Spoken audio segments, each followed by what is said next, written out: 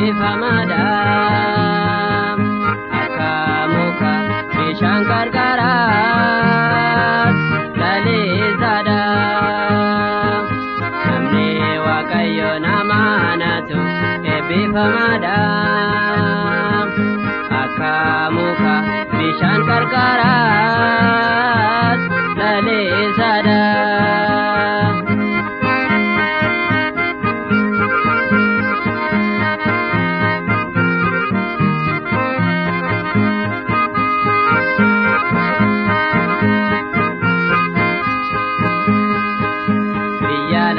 Kanatti koramsi baay'atusi galaana teefe sodaadhaan raafamnusi amanachuun keenya Waaqayyoon yoo ta'e bubbeen nutti bu'u jabaallee kan ta'e namni Waaqayyoon amanatu eebbifamaadha. Akka muka bishaan qarqaraas lalisaadha. Namni Waaqayyoon amanatu eebbifamaadha. Akka muka bishaan qarqaraas lalisaadha.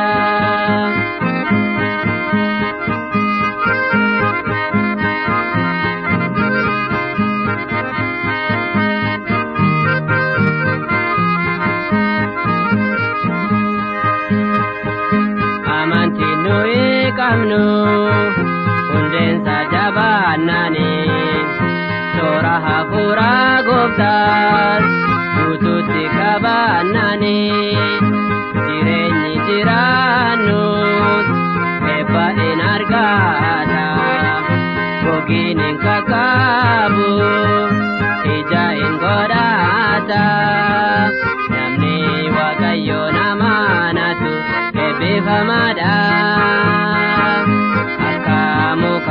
Bishaan qarqaraas lalisaadha. Namni Waaqayyoon amanatu eebbifamaadha. Akka muka bishaan qarqaraas lalisaadha.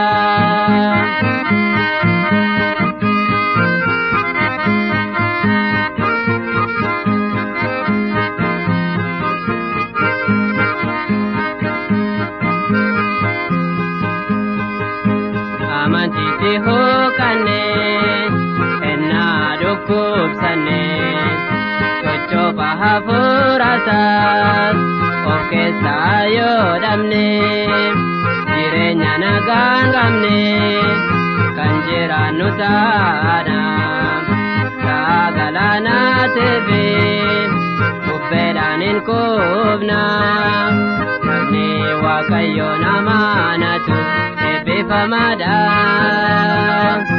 Akka muka bishaan qarqaraas lalisaadha. Namni Waaqayyoon amanatu eebbifamaadha. Akka muka bishaan qarqaraas lalisaadha.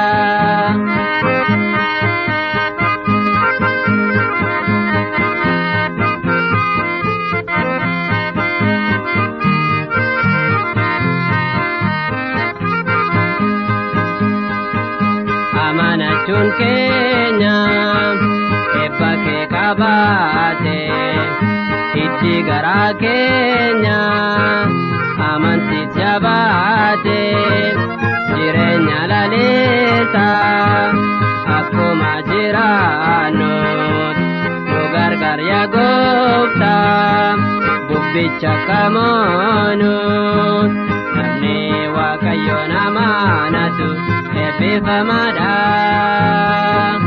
Akka muka bishaan qarqaraas lalisaadha. Namni Waaqayyoon amanatu eebbifamaadha. Akka muka bishaan qarqaraas lalisaadha.